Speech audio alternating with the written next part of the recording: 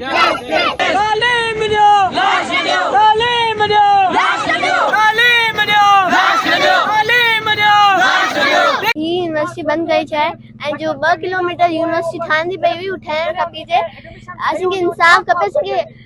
लाशूं न खपनि असांखे तालीम खपे असांखे पढ़णो आहे असांखे लाशूं कोन खपियूं आहिनि असांखे पढ़णो आहे असांखे तालीम खपी आहिनि प्लीज असांखे ही यूनिवर्सिटी बंद कई चाहे डॉक्टर फहमीदा के इंसाफ ॾियो वञे ऐं 2 किलोमीटर जेका यूनिवर्सिटी ठहंदी पई हुई वापसि ठाहे असीं सभु ॿार धुप ते खड़ा आहियूं तव्हांखे थोरी बि शर्म हूंदी त ही यूनिवर्सिटी बंदि कयो ऐं ॿारनि खे असीं के इंसाफ ॾियो डॉक्टर फहमीदा खे इंसाफ ॾियो उनजी मौत जो इंसाफ तो दो इंसाफ दो डॉक्टर फहमीदा को इंसाफ दो तालीम दो लाश ना दो हमें बस इंसाफ चाहिए डॉक्टर फहमीदा को इंसाफ दे और ये स्कूल बंद करवा वो वाला स्कूल खुलवाए डॉक्टर फहमीदा के इंसाफ ॾियो डॉक्टर फहमीदा के इंसाफ ॾियो ही यूनिवर्सिटी बंद कयो जेका यूनिवर्सिटी ठही पई हुई उनके वरी जारी रखो मुझे मामू जी ॾाढी लॻंदी हुई मूंखे जाम अफ़सोस आहे कि है ना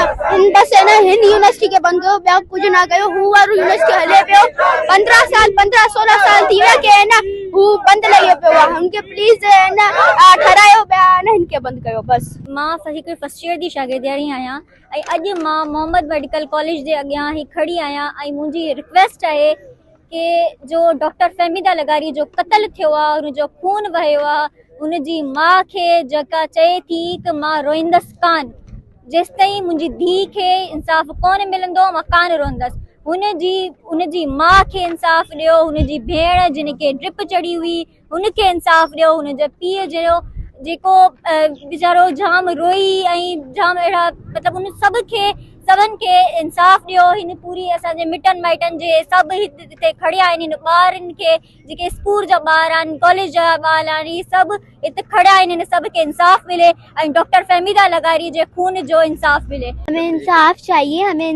चाहिए ये जो यूनिवर्सिटी खड़ी हुई है इसे बंद करना चाहिए और वहाँ पे जो यूनिवर्सिटी है उन्हें खोलना चाहिए हमें इंसाफ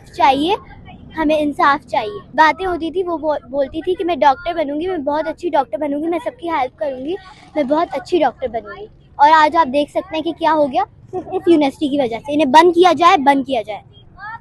अॼु बिल्कुल मेडिकल जी शागिर्दयाणी फहमीदा लिगारी वारो जेको मामलो हुयो पुलिस पारां हिकु ॿी अहम अख़बाराई साम्हूं आई आहे जेको ॿियो शागिर्द जवाबदार ॿुधाए पियो वियो अब्दुल रहमान उनखे पुण पुलिस जेको आहे गिरफ़्तार करे वरितो आहे इहे ॿ जेके शागिर्द हुआ उन्हनि ते इहो इल्ज़ाम वारसनि पारां आहे त इन्हनि जेको आहे फहमीदा लिगारी जी जाली ID ठाहे संदसि किरदार कशी कई हुई उनमें इहे मुख्य जवाबदार इहे ॿई जेके शागिर्द हुआ इहे 3rd ईयर जा शागिर्द आहिनि उन्हनि खे गिरफ़्तार करे पुलिस जेको आहे उहो लकब करे छॾियो आहे छो त हिकु प्रोफेसर जेको ॿुधाए पियो वञे आबिद लिगारी उहो पहिरीं पुलिस पारां जेको उहो गिरफ़्तार करे छॾियो आहे हिन वक़्तु हिकिड़ो ई जवाबदार जेको आहे उहो रूपोश आहे उहो आहे अब्दुल्ला उनजे लाइ वारिस जेको आहे मुतालबो कनि पिया त SSP मीरमुखास पारां वाइदो कयो वियो उनखे जल्द जेको आहे उहो गिरफ़्तार कयो वञे ॿिए पासे PMDC पारां जेको नोटिस वठी जेको मोहम्मद मेडिकल कॉलेज ते कार्रवाई जो अमल शुरू करण जो ऐलान कयो जंहिं बाद अॼु जेको आहे PMDC जी टीम मोहम्मद मेडिकल कॉलेज में जांच पड़ताल ऐं बयान जेके आहिनि उहे कलमबंद करण लाइ हिते पहुती आहे त वारसनि पारां जेको आहे हिते नंढड़ा स्कूली ॿारनि सां गॾु जेको आहे उहो मोहम्मद मेडिकल कॉलेज जे गेट ते जेको आहे उहो धरणो ॾेई छॾियो आहे मुंहिंजो कैमरामैन अगरि तव्हांखे ॾेखारे त हिन वक़्तु बि जेके स्कूल जा मासूम ॿार आहिनि पहिरीं क्लास खां वठी जेको आहे 5वीं क्लास ताईं जा जेके मासूम ॿार आहिनि उन्हनि दरवाज़े ते वेही जेको आहे नारेबाज़ी करे रहिया आहिनि उन्हनि पारां इहो चयो पियो वञे त असांखे किताब खपनि था असांखे जेको आहे लाशा नथा खपनि उन्हनि जो फहमीदा लिगारी जो जेको मामलो आहे जेको पहिरें ॾींहं खां हिन केस में जिदोजहद करे रहियो आहे डॉक्टर वसीम लगारी उन सां असां ॻाल्हि ॿोल कयूं था त हिन वक़्तु छा पोज़ीशन आहे छाकाणि त जेको आबिद लिगारी ॿुधाए पियो वञे उहो प्राइमरी मास्टर बि हुयो अॼु वरी जेको आहे उहो सूबाई वज़ीर पारां मीडिया सां ॻाल्हि ॿोल कई आहे उन्हनि पारां इहो चयो वियो आहे त यूनिवर्सिटियुनि में शागिर्दयाणियुनि खे जेको बि हेरासमेंट कंदो उन खिलाफ़ सख़्तु कार्रवाई कई वेंदी सरदार अली शाह पारां इहो पिणु चयो वियो आहे त जेको फहमीदा केस में जवाबदार हुयो मास्टर आबिद लिगारी उनखे असां जेको आहे मुअतल करे छॾियो आहे जेकॾहिं हुनजो कसूर ज़ाहिर थियो ऐं उनखे अदालत पारां सज़ा आई त असां हुनजी नौकरी बि जेका आहे ख़तमु कंदासीं त वसीम भाई ॿुधाइजो त सूबाई वज़ीर अॼु ॿीहर हुन आबिद लिगारी लाइ बयानु ॾिनो आहे SSP पारां जेको वाइदो कयो 2 जवाबदार बि गिरफ़्तार करे वरिता त हिन वक़्तु तव्हां सूबाई वज़ीरनि जी पुलिस जी कारकर्दगी मां केतिरो असांखां मुसलसल टाइम पे घुरे 7 पॉइंटूं असां हुननि खे ॾिनियूं जंहिंमें हिकिड़ो पॉइंट हुयो त गिरफ़्तारी उन गिरफ़्तारी मां बि हिननि 2 माण्हू गिरफ़्तार कया आहिनि बाक़ी माण्हू गिरफ़्तार अञा न थिया आहिनि बाक़ी इहो आहे त सूबाई वज़ीर जेका ॻाल्हि कई आहे उन सां असां मुतफ़िक़ आहियूं त हिकिड़ो सूबाई वज़ीर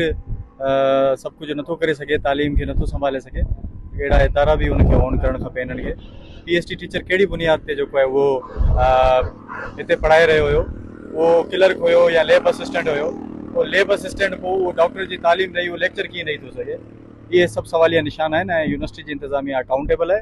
हिन Pakistan medical and dental council team अंदरि आयल आहे, असांखे उनखे मुतालबो आहे तव्हां इंक्वायरी कयो। ऐं हीअ तव्हांखे चवंदा न साईं उन टाइम ते कोन ईंदो, ॿिए टाइम ते ईंदो, तव्हां हुनजा कैमरा ॾिसो, हू उन स्कूल वारे टाइम ते हीअ ईंदो हुयो ऐं उहो लेक्चर ॾींदो हुओ, सभु कैमरा में मौजूदु आहिनि हिननि जे, हिनखे तव्हां इंक्वायरी कयो। ऐं उनखां अलावा अहिड़ो क़िस्म जो शख़्स जंहिंजो तालीमी बैकग्राउंड कोन्हे, जंहिंजो इथिकल बैकग्राउंड कोन्हे, उहो अहिड़नि यूनिवर्सिटियुनि में छा पियो करे, हीअ टोटल इंतिज़ामिया क्वेश्चन मार्क आहे। उनखां अलावा साम्हूं अगरि तव्हां ॾेखारियो त साम्हूं हिकिड़ी बिल्डिंग थी थिए मेडिकल जी,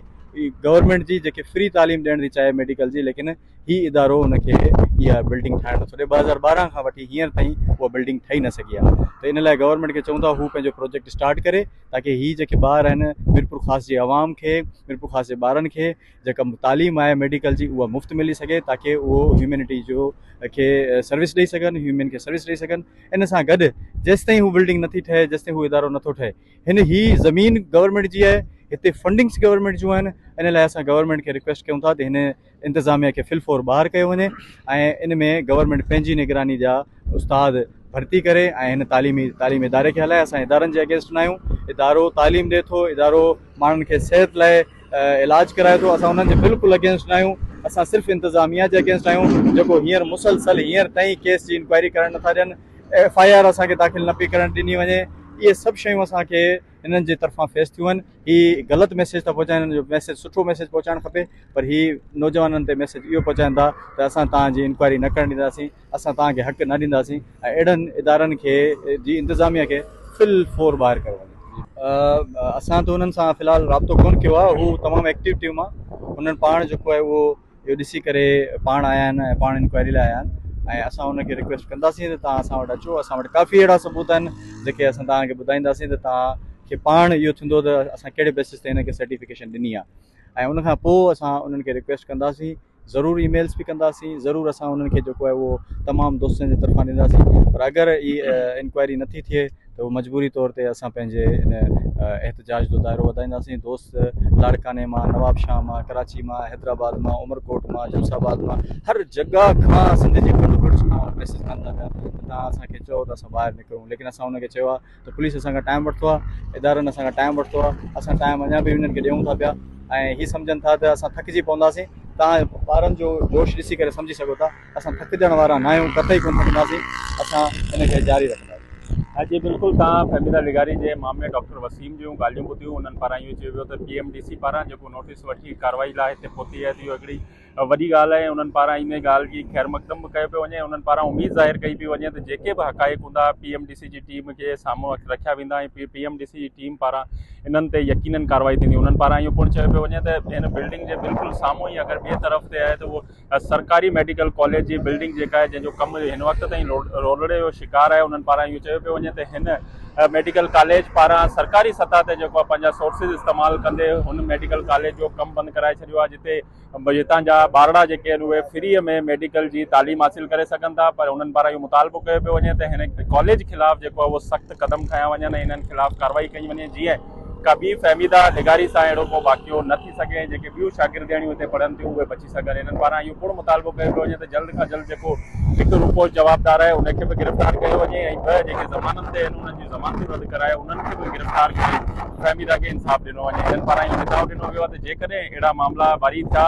या असांजा कातिल जेके आहिनि उहे गिरफ़्तार न थिया त असां ॿीहर जेको आहे एहतजाज जी कॉल ॾींदासीं, टूल प्लाज़ा बंदि कंदासीं। हिन भेरे जेको टूल प्लाज़ा बंदि थींदो त उहो उनमें जेके माण्हुनि जी शिरकत हूंदी उहा वॾे पैमाने ते हूंदी, छाकाणि त असां सिंध लेवल ते उहा कॉल ॾींदासीं ऐं सॼी सिंध मां असां जेके माण्हू आहिनि उहे राब्ते में आहिनि ऐं असां सॼी सिंध खे घुराए हिते रोड ब्लॉक कंदासीं। जी।